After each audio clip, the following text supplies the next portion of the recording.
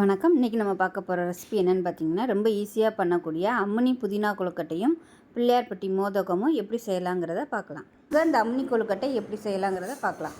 ஒரு கடாய் எடுத்துக்கலாம். இதில் வந்து மெஷரிங் கப்பில் 1.25 கப் அளவுக்கு தண்ணி சேர்த்துக்கலாம்.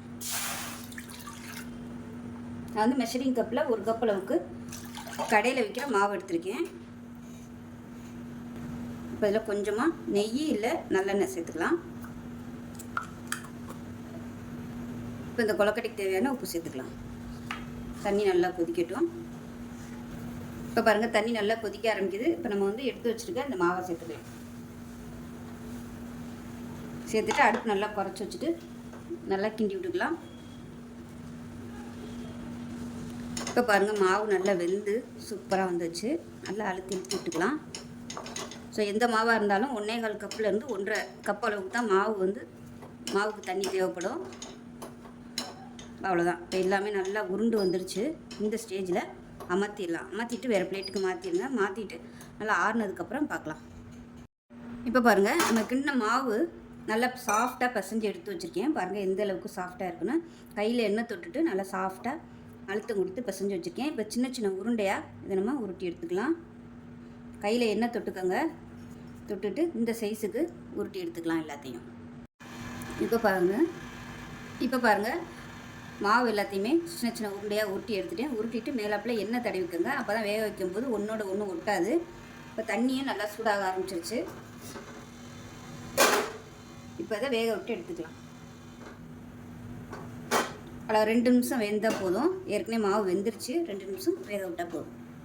இப்போ கொழுக்கட்டை வெந்துக்கிட்டு இருக்கட்டும். அதுக்குள்ளே நம்ம வந்து ஒரு மசாலா ரெடி பண்ணிக்கலாம். நல்லா ஒரு 4 ஸ்பூன் வர மாதிரி துருவன தேங்காய் சேர்த்துக்கலாம்.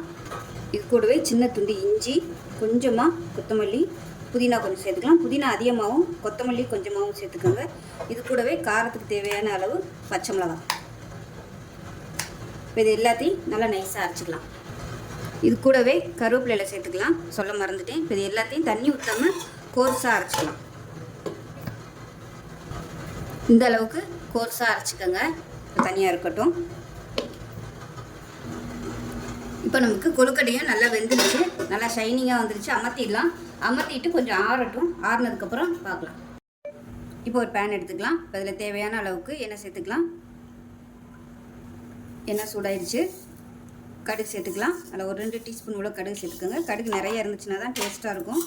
அதே போல் 2 டீஸ்பூன் உளுந்து சேர்த்துக்கலாம். இது கூடவே ஒரு 4 வரமிளகாய் விதையை எடுத்துகிட்டு சேர்த்துக்கோங்க. ஏன்னா பச்சை மிளகாய் அரைச்சிருக்கிறதுனால காரமாயிரும். கருவேப்பிலையில் சேர்த்துக்கலாம். இப்போ இதில் பெருங்காயம் சேர்த்துக்கலாம். சேர்த்துட்டு உளுந்து நல்லா அப்படியே ப்ரௌன் கலரில் வந்துருச்சு. இந்த ஸ்டேஜில் நம்ம அரைச்சி வச்சுருக்க தேங்காய், கொத்தமல்லி, புதினா அந்த மசாலாவை சேர்த்துக்கலாம். சேர்த்து லேசாக ஒரு பரட்டி விட்டுட்டு நம்ம வேக வச்சு வச்சுருக்க அந்த உருண்டையும் சேர்த்துக்கலாம். சேர்த்துட்டு மறுபடியும் நல்லா பரட்டி விட்டுக்கலாம்.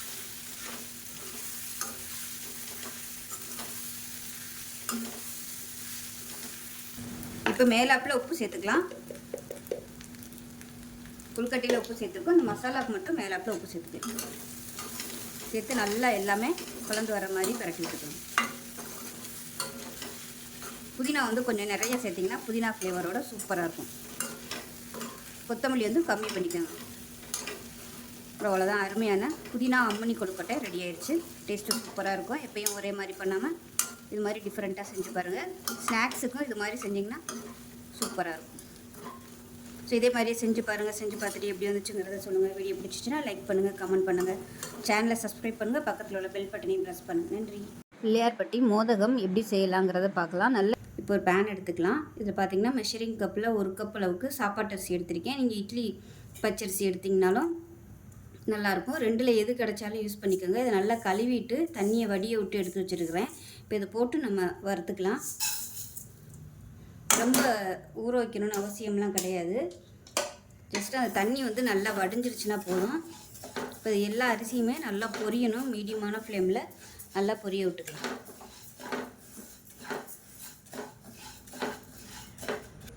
இப்போ பாருங்கள், அரிசி எல்லாமே நல்லா வெடிக்க ஆரம்பிச்சிருச்சு. இந்த ஸ்டேஜ் வரைக்கும் நல்லா பொரிய விடணும். அப்போ தான் அந்த மோதகம் வந்து நல்ல வாசமாகவும் டேஸ்ட்டாகவும் இருக்கும். அவ்வளோதான். இப்போ இதை வந்து மிக்ஸி ஜாரில் சேர்த்துட்டு ரவை பதத்துக்கு அரைச்சிக்கலாம். சூடு ஆறுனதுக்கப்புறமா சேர்த்து அரைச்சிக்கோங்க. ரொம்ப நைஸாக பொடிக்கக்கூடாது. இப்போ அதே மெஷரிங் கப்பில் 1/4 கப் அளவுக்கு பாசிப்பருப்பு சேர்த்துக்கலாம்.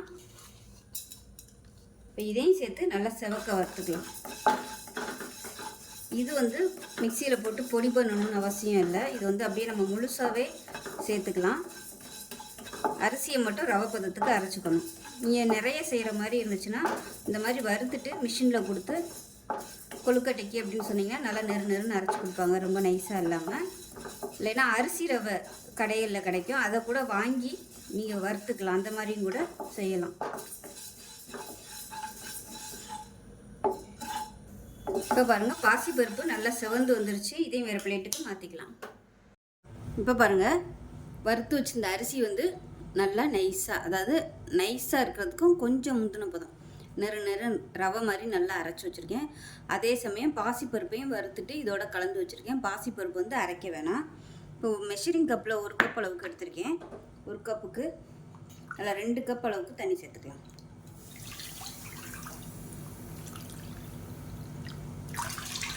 தண்ணி நல்லா சூடாகட்டும். தண்ணி சூடாக ஆரம்பிச்சிருச்சு. இதில் வந்து கொஞ்சமாக உப்பு சேர்த்துக்கலாம். இது கூடவே கொஞ்சமாக நெய் சேர்த்துக்கலாம். சும்மா ஒரு 1/4 டீஸ்பூன் போல் நெய் சேர்த்துக்கலாம். தண்ணி நல்லா சூடாயிருச்சு. இப்போ நம்ம அந்த அரிசியை வந்து அதில் கொட்டிடலாம்.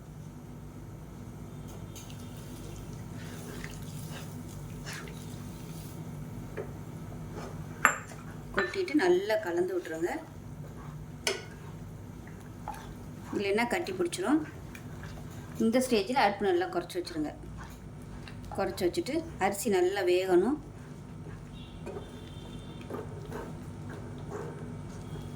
அரிசி வறுக்கிற வேலையை நீங்கள் முத நாளே செஞ்சு வறுத்து வச்சிட்டிங்கன்னா அடுத்த நாள் காலையில் நீங்கள் சாமி கும்பிடையில் செய்யும்போது ரொம்ப ஈஸியாக இருக்கும். பாருங்கள், தண்ணி நல்லா இஞ்சிருச்சு. இன்னும் கொஞ்சம் அடுப்புலேயே இருக்கட்டும்.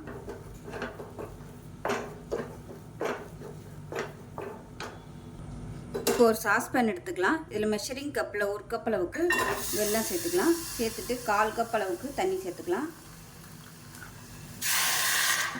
இது வந்து கரைஞ்சால் மட்டும் போதும். இப்போ வெல்லம் நல்லா கரைஞ்சிருச்சு. இப்போ இந்த வெல்லத்தை சூடாக இருக்கிற இந்த அரிசி ரவையில் சேர்த்துக்கலாம்.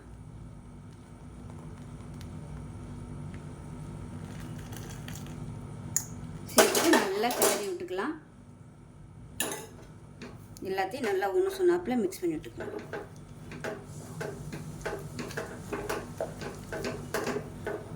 தண்ணி வந்து ரொம்ப ஊற்றிட வேணாம், அப்புறம் ரொம்ப அப்படியே கொலன்னு ஆயிரும். இப்போ பாருங்கள், கட்டி இல்லாமல் எல்லாத்தையும் நல்லா கரைச்சி விட்டுக்கணும். கரைச்சி விட்டுட்டு இன்னும் கொஞ்சம் நல்லா அப்படியே ட்ரையாக விட்டுக்கலாம்.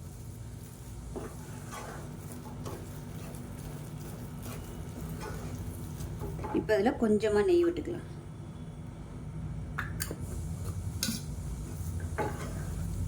இப்போ இதில் ஏலக்காயும் சுக்கும் சேர்த்துக்கலாம். அதில் கொஞ்சமாக சேர்த்துக்கலாம். இப்போ பாருங்கள், நல்லா உருண்டு வந்துருச்சு. மாவு நல்லா வெந்து வாசனை வருது. இந்த ஸ்டேஜில் அமர்த்திடலாம். ஆறுனதுக்கப்புறம் நல்லா பிசைஞ்சிக்கலாம். அமர்த்திடலாம். அமர்த்திட்டு வேறு பிளேட்டுக்கு மாற்றிக்கலாம். இப்போ பாருங்கள், மாவு நல்லா ஆறிடுச்சு. இப்போ இதை வந்து நம்ம நல்லா அழுத்தம் கொடுத்து பிசைஞ்சிக்கலாம். நல்லா சாஃப்டாக. ஏன்னா மேலே கொஞ்சம் அப்படியே ஆறிடுச்சுன்னா ட்ரையான மாதிரி இருக்கும். அதனால் நல்லா சாஃப்டாக பிசைஞ்சு விட்டுக்கலாம்.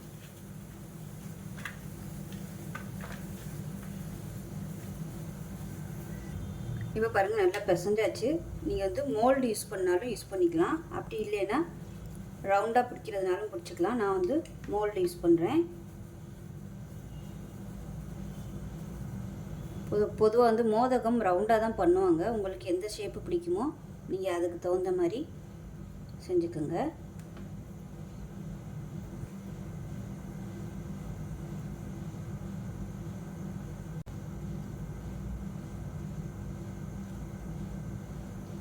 நல்லா சூப்பராக வந்துருச்சு. இதே மாதிரியே செஞ்சுக்கலாம். அப்படி இல்லைன்னா உங்களுக்கு அதெல்லாம் பிடிக்கலை அப்படின்னு நினச்சிங்கன்னா ரவுண்டாக கூட நீங்கள் உருட்டிக்கலாம். ரவுண்டாக உருட்டினீங்களாலும் நல்லாயிருக்கும். இப்போ இதே மாதிரியே செஞ்சுட்டு பார்க்கலாம். இப்போ பாருங்கள், தண்ணி நல்லா கொதிக்குது. நான் செஞ்சு வச்சுருக்க இந்த மோதகத்தை வேக விட்டு எடுத்துக்கலாம். இல்லை 2லேருந்து ஒரு 3 நிமிஷம் வெந்தால் போதும். இப்போ கொழுக்கட்டை நல்லா வெந்துருச்சு. நான் வந்து ஈரம் படுங்கிறதுக்காக மேலே அப்படியே இட்லி துணி போட்டு வச்சுருக்கிறேன். இது வந்து ஆறட்டும். ஆறுனதுக்கப்புறம் இப்போ பாருங்கள், அருமையான மோதகம் ரெடி ஆயிடுச்சு. 2 சைஸ்லேயுமே செஞ்சுருக்கேன். டேஸ்ட்டு சூப்பராக இருக்கும். ஸோ இதே மாதிரியே செஞ்சு பாருங்கள். இனிப்பு சுவை வந்து 1 கப் எடுத்திங்கன்னா கரெக்டாக இருக்கும். மீடியமான இனிப்பில் இருக்கும். இன்னும் கொஞ்சம் அதிகம் வேணும்னு நினச்சிங்கன்னா நீங்கள் 1.25 கப்பு கூட நீங்கள் எடுத்துக்கலாம்.